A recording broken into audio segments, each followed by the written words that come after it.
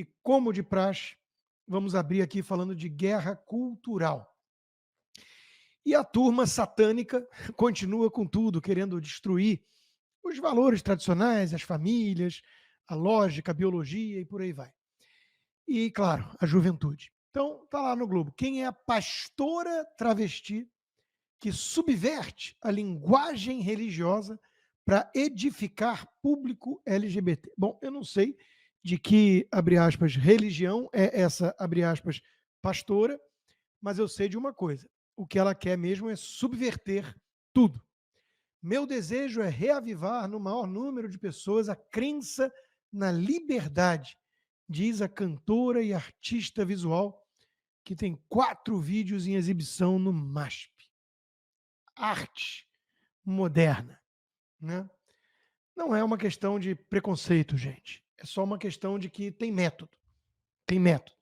Tudo que eles fazem visa, de alguma forma, a isso, né? A enfraquecer o tecido social, a família, as tradições e tudo isso em nome de uma pseudo-liberdade que se confunde muito mais com uma hipersubjetividade, libertinagem, licenciosidade, faça o que der na telha, faça o que seus instintos mandam, que isso é liberdade. Não, não é isso que os antigos entendiam como liberdade. Ainda na pauta cultural, né, e nessa linha de querer destruir tudo, e, claro, demonizar o homem branco ocidental, deu lá na Fox News: o casamento promove a supremacia branca.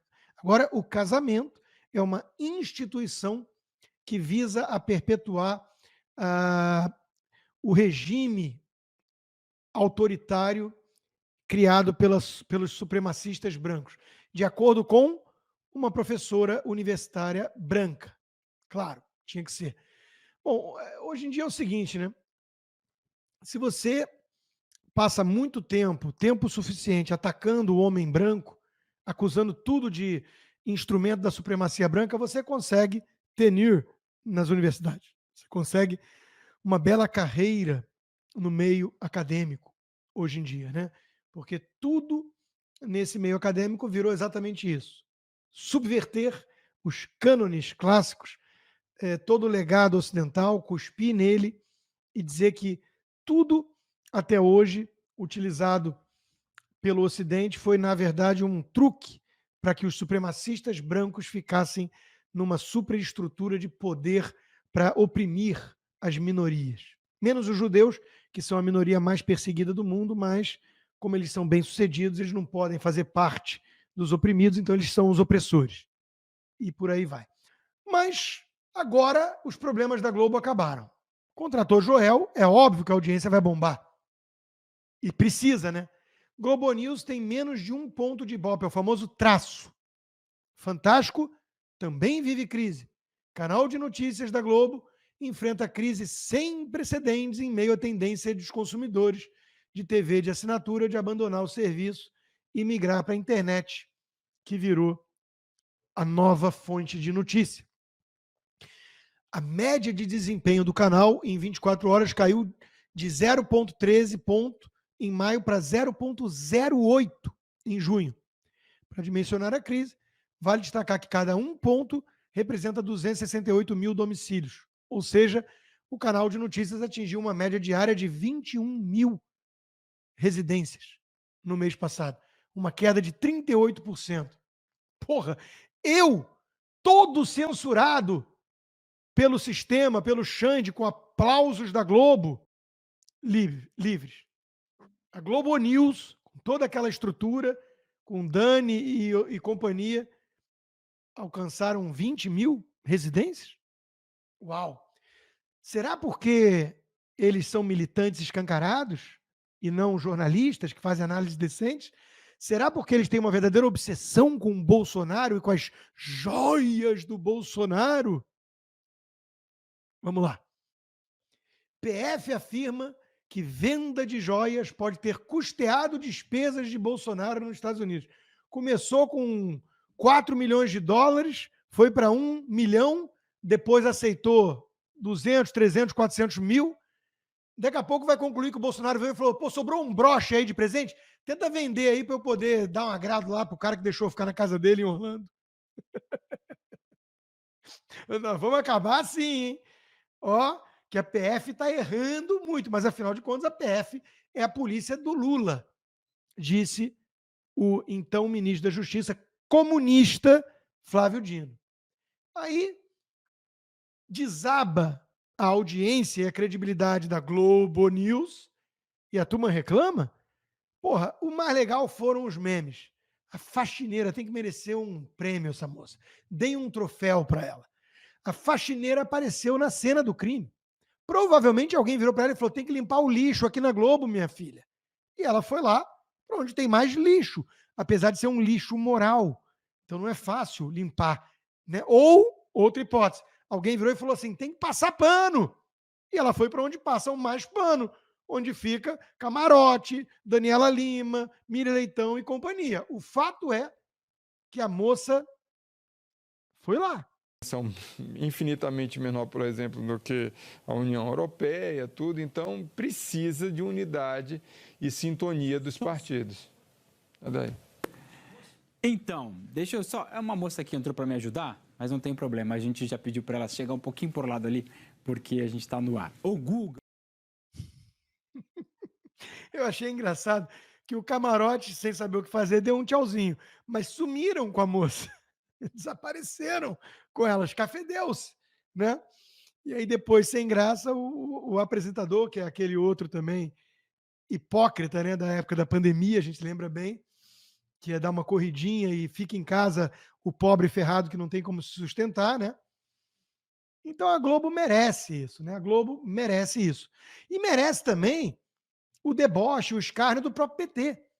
Imagina se é Bolsonaro tratando a imprensa como Lula trata. Cretinos e não sei o quê. Aí agora fala, tem que fazer pergunta inteligente. A resposta não precisa, mas a pergunta sim. Só pergunta inteligente, hein? Se não tiver pergunta inteligente, eu me retiro. Presidente, só tem que ficar aqui, bem aqui, ó. Mais pra cá, presidente. Aí. Olha, a resposta não tem que ser inteligente, agora a pergunta tem que ser inteligente.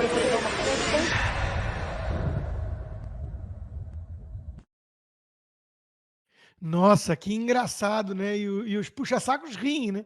Se o Bolsonaro tinha o cercadinho dele, que eram fãs que iam lá, né? Civis, população, povo, cidadão. O Lula tem o cercadinho dele, a imprensa. A imprensa é onde ele se sente mais à vontade, entre bajuladores. Vocês lembram daquele selfie da Dilma Rousseff, né? Naquele desgoverno que quebrou o Brasil. E o Novo está fazendo tudo de novo, uma vez mais. Vamos lá falar das joias. O Alexandre de Moraes, de forma muito suspeita, tirou o sigilo. É impressionante como não há um critério isonômico, uma régua única. Ele tira o sigilo do que ele quer. Tem coisa que advogado mesmo não teve acesso ainda e outras coisas que ele vai lá e tira o sigilo para a imprensa ter acesso. Será que é porque na quebra do sigilo do caso tem as movimentações financeiras do Jair Bolsonaro? Não, imagina, né? Aí a imprensa descobre, né? Pix para Michele, a esposa, compra de pão e lotérica. A planilha de gastos de Bolsonaro. Uau! Acho que agora vai, hein? Acho que agora pegaram o homem. Pix para a esposa, compra de pão, fazer uma fezinha na lotérica. Isso é besteira mesmo, né? Estatal, porra. Tem hoje em dia mecanismos para investir em coisas mais confiáveis, né? Que não ganha funcionário do PT ou do Estado sistematicamente. Bolsonaro gastou R$ 1.900 em casa lotérica. Foi para isso que o Alexandre de Moraes abriu o sigilo? Para esse tipo de manchete? É a esse papelão que se presta hoje em dia a Polícia Federal? A nossa Gestapo, Tupiniquim? Como diz o jurista André Massiglia, um erro de 25 para 6 milhões não é uma escorregada, é descuido grave, que deveria levar os responsáveis a rever o documento todo. Sua publicidade ter se dado após levantamento do sigilo por Moraes também expõe a precipitação e descuido do STF com o que guardam ou tornam público. E parece que já nem é esse valor de 6 milhões. Já é, sei lá, 10%. Daqui a pouco vão chegar a 1%. Eu estou te falando, daqui a pouco vão descobrir que o Bolsonaro autorizou vender um broche. Um broche que o saudita deu para ele.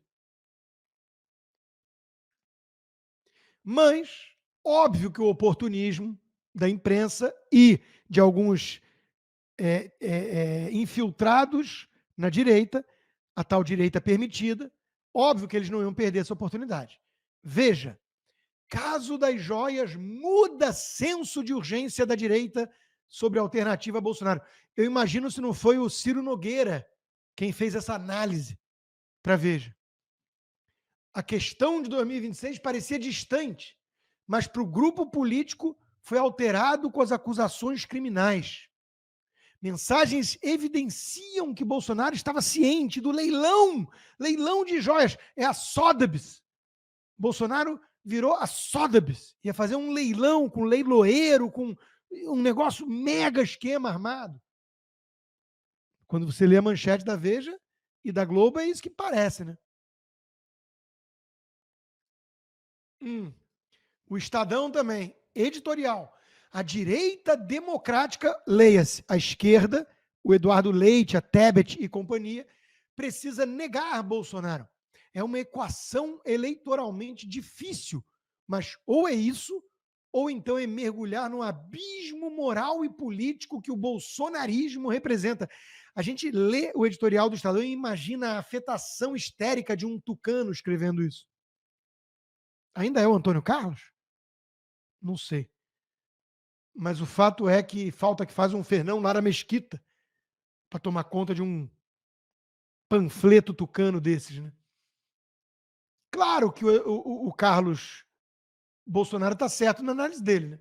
Hoje, todo jornalismo, entre aspas, acorda dizendo que a direita, entre aspas, tem que se afastar de Bolsonaro.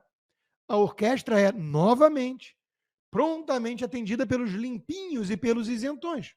Sem novidade, pois esses sempre estiveram trabalhando em prol de Lula. Logo, nunca estiveram junto do capitão. De escorregada em escorregada, de escorregão, nunca teve nada. Mais um dia no sistema. Eu acho que ele está coberto de razão.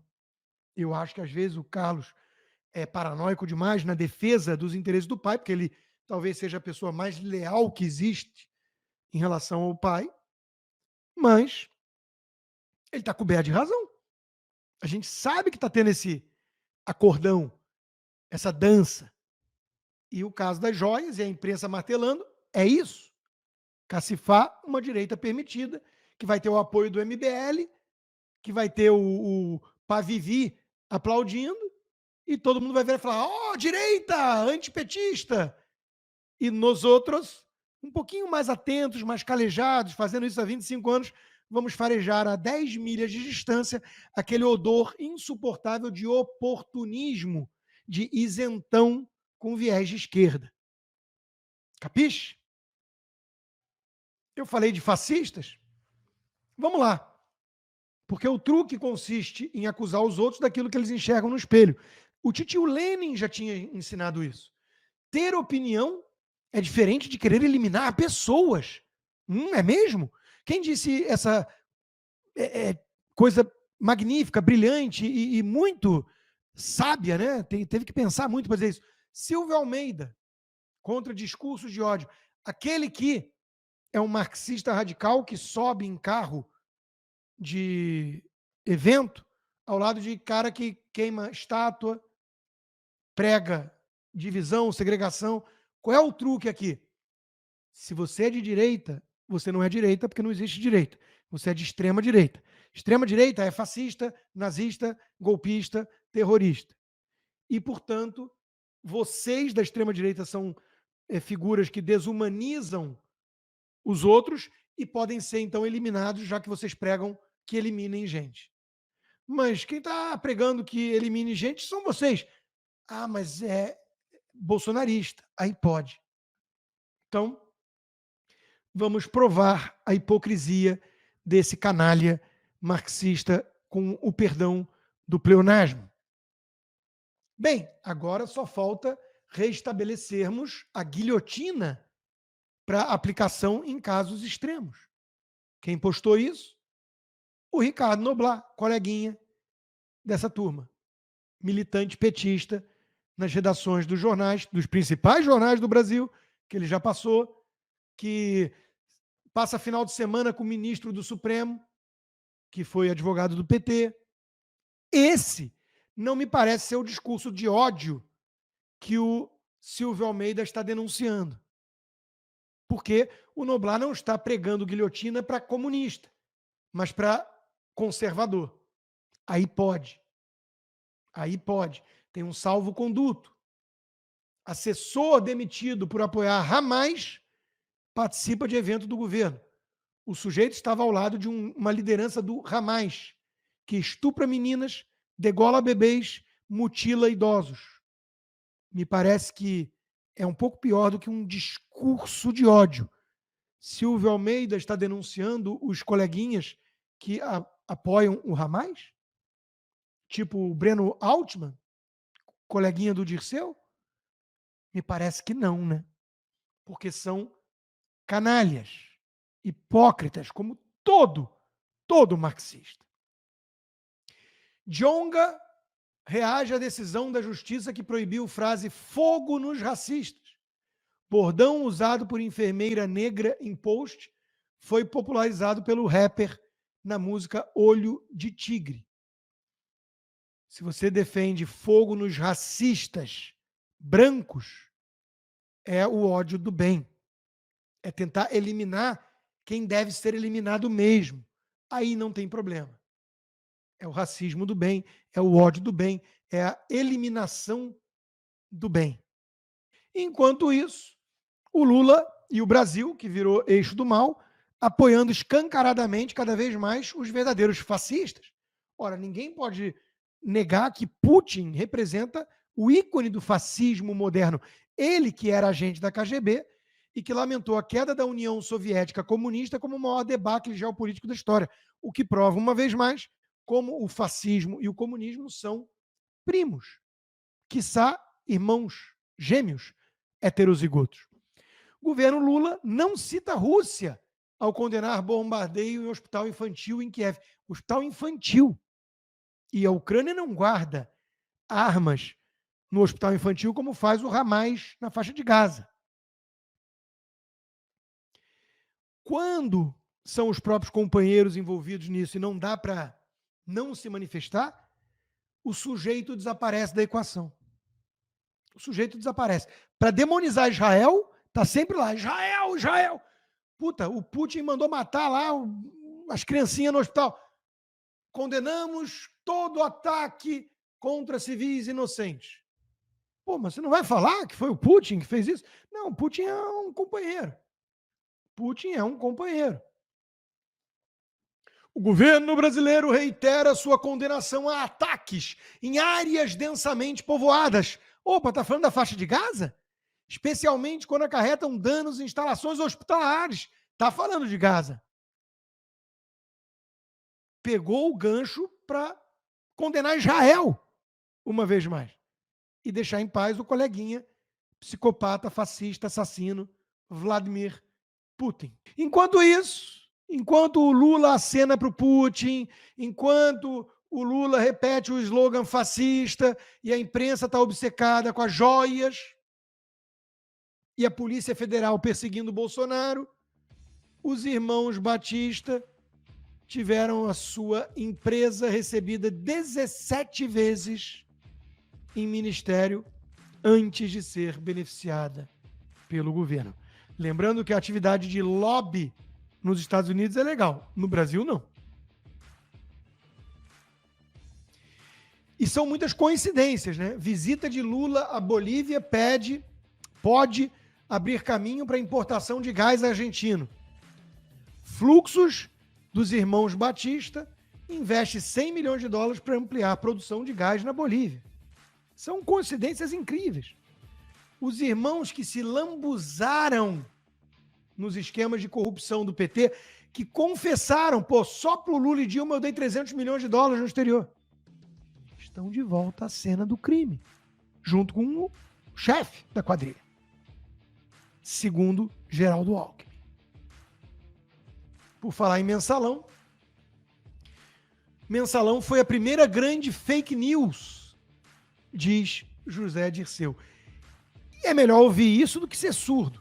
É melhor ler isso do que ser cego. Agora, é duro, né? Dói em quem tem decência. Parabéns aos envolvidos. Todo isentão, todo tucano, todo MBL, todo mundo que pregou voto nulo, lulo, ou fez o L mesmo, é cúmplice disso. Armínio Fraga, João Amoedo, Helena Landau, Pedro Malan, Pércio Arida, todos eles são cúmplices. Estão satisfeitos? O PT tá tão sem pudor, tá tão por cima, com a faca e o queijo na mão, com o seu puxadinho supremo, com a imprensa cordeirinha, que ele se sente à vontade já de falar que a primeira grande fake news foi o mensalão. E tá na moda, né? Falar que tudo é fake news e que tem que censurar as redes sociais para combater fake news. Então, daqui a pouco, vamos censurar as redes sociais para que ninguém mais ouse dizer que existiu algo como mensalão. É ou não é?